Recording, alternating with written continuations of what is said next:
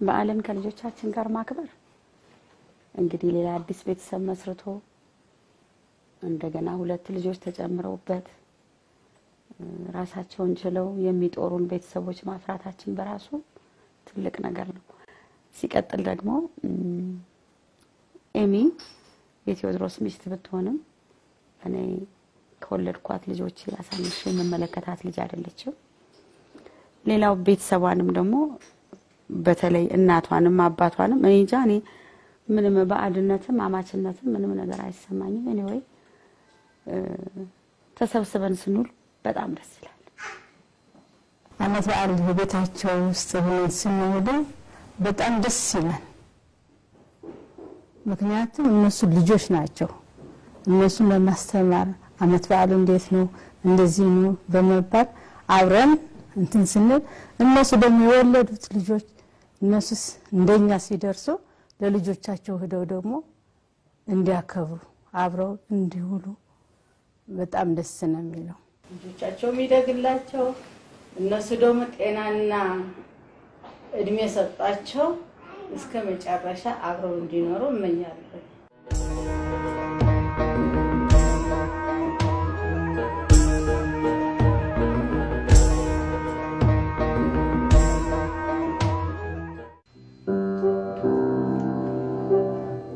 ዛሬ በአጋጣሚ የባለቤቴ አምለሰትንና የሚካኤል ቴዎድሮስን የልደት በዓል እያከበርን ነው።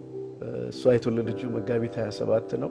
እሱ ደግሞ እንዳጋጣሚ መጋቢት 28 ላይ የተወለደው። ለዚህ ነው ቅድም መጋቢት 28 ሚሊዮን ዘፈን የጋበዝነው። እኔ ደግሞ አሁን ለሁለቱ ሃፒ በርዝዴይ ወይም ደግሞ መልካም በዓል የሚለውን መልካም ልደት እንዲሁም መልካም በዓል የሚለውን አንድ ላይ እንጫወታለሁ። አንድ ላይ እንጫወታለን። Happy birthday to you. Happy birthday to you. Happy birthday to me too. Happy birthday to you. Welcome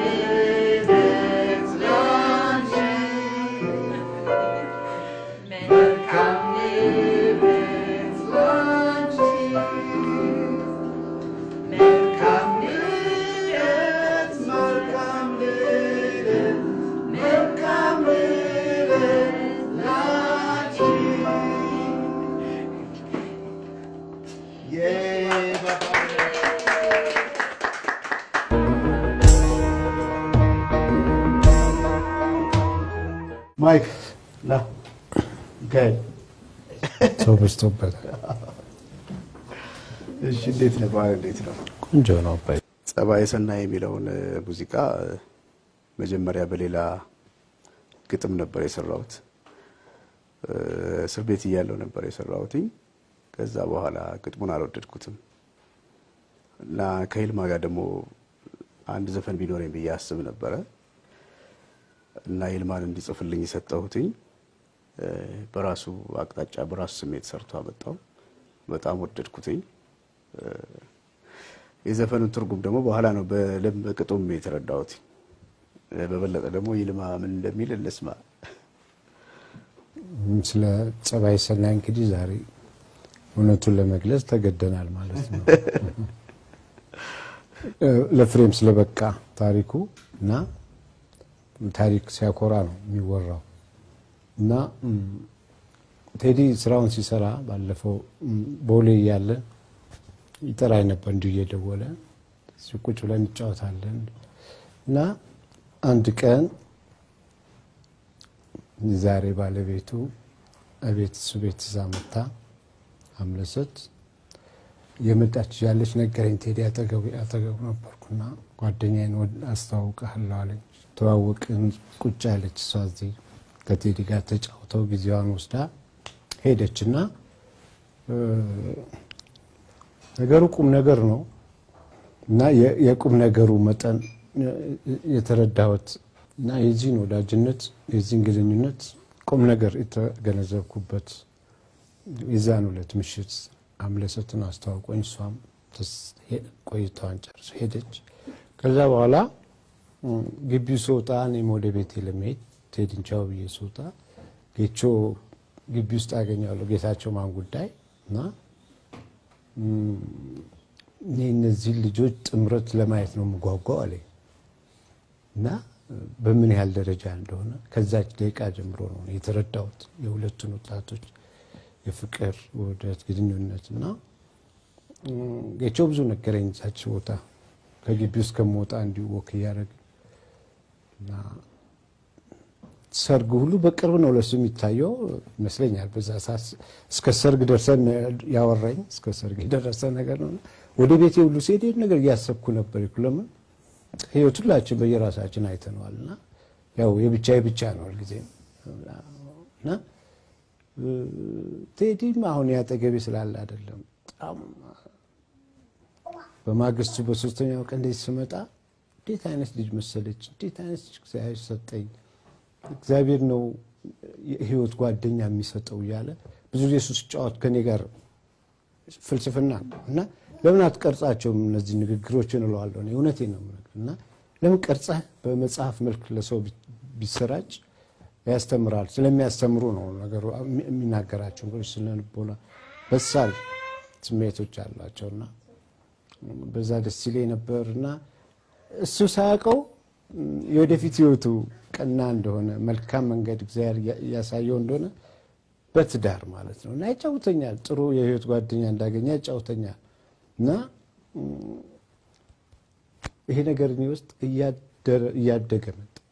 እያደገ መጣ በአጋጣሚ አንድ ዜማ ድሮ ሰርቷት ነበር እንዳጫወተኝ አሁንም እንደገለጸው እና ያ ግጥም ለራሱ አልተመቸውም አልጣመውም መሰለኝና እቺ ዜማ ግጥም ጻፈልኝ አለ እንዲህ አድርገው የለም ምን የሚያችን ጀርኩ በኋላ ጻፍኳት በመሰለኝ እና እንግዲህ እኔ አንድ ቀን ነው አምለሰትን ያየዋት አምለሰት ግን ተስላለች እዛ ድርሰት ውስጥ አምለሰትን የሳልኳት ከቴዲ ውስጥ ያወጣው ነበር በተገናኘን ቁጥር ይሄን ነገር አንዴ ጭረነዋልና ቴዲ ስለወደፊት ህይወቱ መልካምነት የሚታየው ነገር ነበርና ለዛ ሁሉ ደግሞ ወሳኙ እሷ እንደነበረች ያወራኝ ነበር ነግሬ ነበር እና በቃ እንዴት አይነት መልካም ልጅ መሰለች እንዴት አይነት እና ከዛው የሚወጡ ነገሮች ነበሩ ምልክቶች ለኔ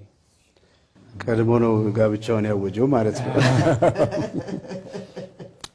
እንደ ወዳጅ ስትመለከት አንድ ሰው ትልቁ የህይወት መስመሩ ጋብቻ ነው እና እዚህ ውስጥ ሲሳካለት ደስ ይላል እኔ በጣም ደስ ያለኝ ነበር ከሱ ጋር ወጥቼ ወደ ቤቴ ሲል ጸባይ ሰናይ ተጻፈ እና እኔ እዛን ዘፈኑ የወጣ አካባቢ ዘይኩን ግጥጥሞች ሊሆን ይችላል እል ነበር አሁን ግን ፍሬ አፍርቶ ስላየሁት በግልጽ ለመናገር በጣም ደስተኛ ሆኜ እየኮራሁ ነውና የቴዲና ያምለሰት የፍቅር መነሻ ታሪክ ነው ጸባይ ሰናይ እኔ ደግሞ ስለ ይልማ የምናገረው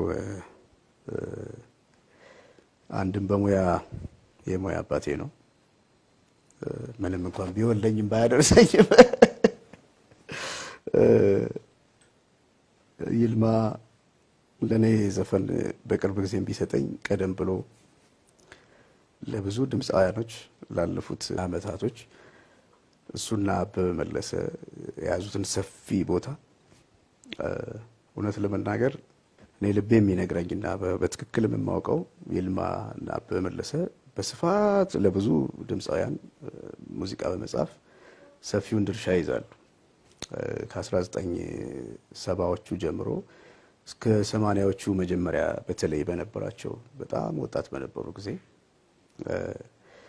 እና በተዘዋዋሪ ለብዙ ድምጻውያን ሲሰጥ እኔንም ይቃኘኝ ነበር ብዬ ነው ማስበው ምክንያቱም እኔ አንድ ሙዚቃ ሲወጣ መጀመሪያ ማየው ካሴቱን ገልጬ ዜማ ደራሲው ማን ነው ግጥም ደራሲው ማን ነው እንዳጋጣሚ የብዙ ግጥምና ዜማ ደራሲዎችን ከዝንባሌ በመነሳት የብዙዎቹን አቃለውና ብዙውን ስፍራ የሚይዙት ይልማና በመለሰ ናቸው እርግጥ ነው ከዛ ፊትም ትልልቆቹ ደግሞ ከነሱ በፊት የነበሩት በእድሜም ብዙ ስራ ሰርተዋል ብዙን ስፍራ በመያዝና በጣም ለብዙ ድምፃን በመስራት ግን ሰፊውን ቦታ በኔ ስሜትና በኔ አስተሳሰብ እነሱ ልሰጣለውና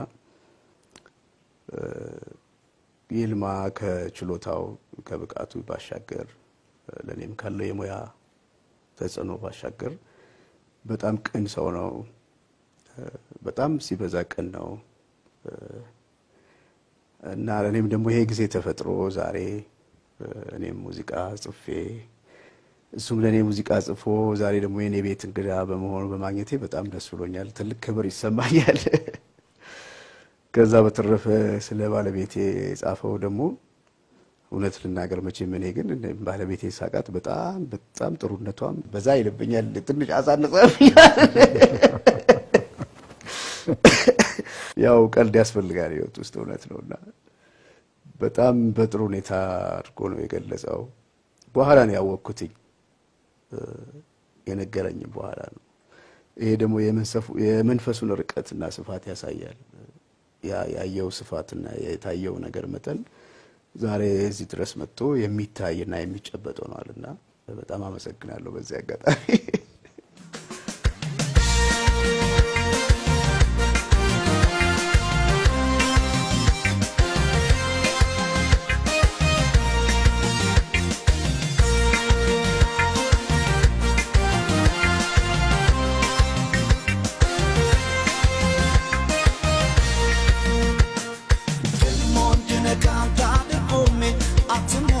ሽመተሽ በልቤ የከሉ ማማሪ በታሻል ከተኛዬ ምትተሻል አያስም ለኔ ያንቺ ገላ ከፈርዖን ልጅ ከገሊላ ፍቅርሽ ባይሰጥም አሳልፎ አስቆርጦታል ቤትፎ ዛሬስ መወደዳችን ነክቶልሻል የውበት ፀሐይ ወጥቶልሻል አየ ጀመር ወዳ ለማቆም በሳ ያይንሽን ብሌና ለብሳ